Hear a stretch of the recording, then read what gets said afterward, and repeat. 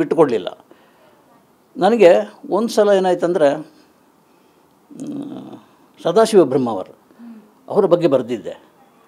ಬರೆದಾಗ ನಮ್ಮ ಈ ಕಡೆ ವಿಷ್ಣುವರ್ಧನ್ ಭಾರತಮ್ಮ ಭಾರತಿ ವಿಷ್ಣುವರ್ಧನ್ ಅವರು ಅನಿರುದ್ಧ ಮೂಲಕ ಫೋನ್ ಮಾಡಿಸಿ ಅವರು ನಮ್ಮ ಹಿರಿಯ ಕಲಾವಿದರು, ಅವ್ರಿಗೇನಾದರೂ ವ್ಯವಸ್ಥೆ ಮಾಡಬೇಕು, ಸೊ ನಾನೊಂದು ಆಶ್ರಮ ವ್ಯವಸ್ಥೆ ಮಾಡಿದೆ. ಅದನ್ನು ಆಶ್ರಮ ಅಂತ ಹೇಳೋಂಗಿಲ್ಲ, 5 ಸ್ಟಾರ್ ಮನೆ ಇದ್ದಾಗಿದೆ, ಅಪಾರ್ಟ್ಮೆಂಟು, ತುಂಬ ಅನುಕೂಲವಾಗಿದೆ.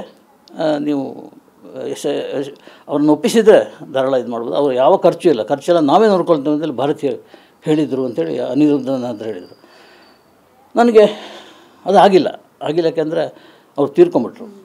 ಸೊ ಅದೊಂದು ಆಫರ್ ಇದೆಯಲ್ಲ ಹೇಗೋ, ಸೊ ತಕ್ಷಣ ಇವ್ರ ಹತ್ರ ಹೇಳಿದೆ, ಒಂದು ಆಶ್ರಮ ಇದೆ. ಆಶ್ರಮ ಅಂತ ಹೇಳುವಾಗಲೇ ಸ್ವಾಭಿಮಾನ ಇದು ಬಂತು.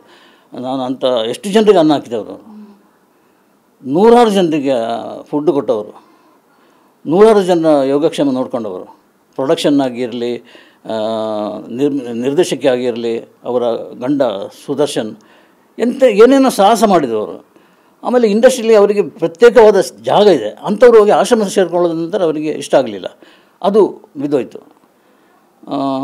ಇನ್ನೇನು ಮಾಡೋದು ಅಂತ ಸುಮ್ಮನೆ ಕೂತ್ಕೊಂಡಿರೋ ಇದ್ದಕ್ಕಿದ್ದಾಗೆ ಮೈಸೂರಿನಲ್ಲಿ ಒಂದು ಫಂಕ್ಷನ್ನಲ್ಲಿ ಗಿರಿಜಮ್ಮ ಹೇಳಿದ್ದಾರೆ, ನನ್ನ ಹೆಸರು ಹೇಳೋದು ಬೇಡ ಅಂತೇಳಿ, ಮೊದಲೇ ಸಂದರ್ಶನದ ಮೊದಲೇ ನೀನು ಹೇಳಿರೋದ್ರಿಂದ ನಾನು ಅದು ಗಿರಿಜಮ್ಮ ಅಂತೇಳಿ ಹೇಳ್ತೀನಿ. ಪುಣ್ಯಾತ್ಗಿತ್ತಿ ಆಕೆ, ಪುಣ್ಯಾತ್ಗಿತ್ತಿ ಎಂಥ ವ್ಯಕ್ತಿ. ನಾನು ಆಗ ಹೇಳ್ತಾ ಇದ್ದೆ, ಬಂಗಾರದ ಮನುಷ್ಯ ಯಾಕೆ ಅಂತೇಳಿ, ದಾನಶೂರ ಕರ್ಣ ಅಲ್ಲ ಕರ್ಣಿ ಅಂಥೇಳಿ. ಅವರು ಮೊನ್ನೆ ಅಶ್ವಥ್ ಅವರ ಒಂದು 100 ಇಯರ್ಸ್ ಫಂಕ್ಷನ್ನಲ್ಲಿ ಪಕ್ಕದಲ್ಲಿ ಕೂತ್ಕೊಂಡಿದ್ದು.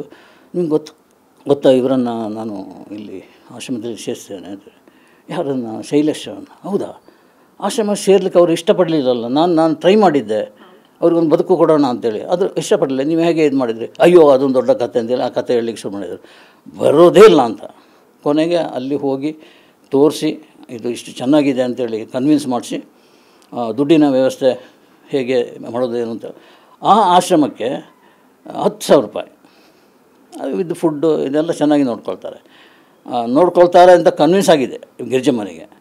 ಸೊ 10,000 ರೂಪಾಯಿ ಆದರೆ ಪರವಾಗಿಲ್ಲ ಅಂತ ಅವ್ರನ್ನ ಅಲ್ಲಿ ಸೇರಿಸಿದಾಗ ಅಲ್ಲಿ ಇವರಿಗೆ ಇಷ್ಟ ಆಗಲಿಲ್ಲ. ಮತ್ತು ಯಥ ಪ್ರಕಾರ ಏನು ಸ್ವಾಭಿಮಾನ, ಅಲ್ಲಿ ಅವರು ಪಕ್ಕದಲ್ಲಿದ್ದಾರೆ, ಅಲ್ಲೆಲ್ಲೋ ದೇವಸ್ಥಾನಕ್ಕೆ ಹೋಗಿ ಹಾಡು ಆಡಬೇಕಂತೆ, ನನ್ನಂಥವಳು ಅಲ್ಲಿ ಹೋಗಿ ಹಾಡೋದು ಹೇಗೆ, ಇಂಥೆಲ್ಲ ಸಮಸ್ಯೆಗಳು ಅವರಿಗೆ. ಸೊ ಇವರೇನು ಮಾಡಿದರು, ಅವ್ರದ್ದು ಇನ್ನೊಂದು ಆಶ್ರಮ ಇದೆ, ಆ ಆಶ್ರಮಕ್ಕೆ ಕಳಿಸೋಣ ಅಂತೇಳಿ ಅಲ್ಲಿ ನೋಡಿದ್ರೆ ಅದು 20,000 ರೂಪಾಯಿ ಅದರ ವೆಚ್ಚ. 20,000 ನನಗೆ ಬರ್ಡನ್ ಆಗುತ್ತೆ. 20,000 ಒಬ್ಬರ ಸಂಬಳ ಈಗಿನ ದಿನಗಳಲ್ಲಿ. ಅಂಥದ್ದನ್ನು ಒಬ್ಬರಿಗೆ ಕೊಡೋದಾದರೆ, ಅದೂ ಅಲ್ಲದೆ ನಾನು ಬೇರೆ ಕಮಿಟ್ಮೆಂಟ್ ಇದೆ ಅಂತ, ನನ್ನ ಸಂಬಳ ನಾನು ದುಡಿತಾ ಇರೋದು ನನಗಾಗಿ ಅಲ್ಲ, ಗಿರಿಜಮ್ಮ ಹೇಳ್ತಾ ಇರೋದು, ನಾನು ದುಡಿತಿರೋದು ನನಗಾಗಿ ಅಲ್ಲ, ನನ್ನನ್ನು ನಂಬ್ಕೊಂಡ ಒಂದಷ್ಟು ಜನ ಇದ್ದಾರೆ, ಕಮಲಶ್ರೀ ಅಂತೇಳಿ, ಆಕೆಗೂ ಇವರು ಕೊಡ್ತಾಯಿದ್ದಾರೆ ತಿಂಗಳಿಗೆ 5,000ನೋ 10,000, ಎಷ್ಟೇ ಆದರೂ ದುಡ್ಡಲ್ವ ಅದು, ಸ್ವಂತ ಸಂಪಾದನೆ ಮಾಡಿಕೊಂಡು ಕೊಡುವಂಥ ದುಡ್ಡು.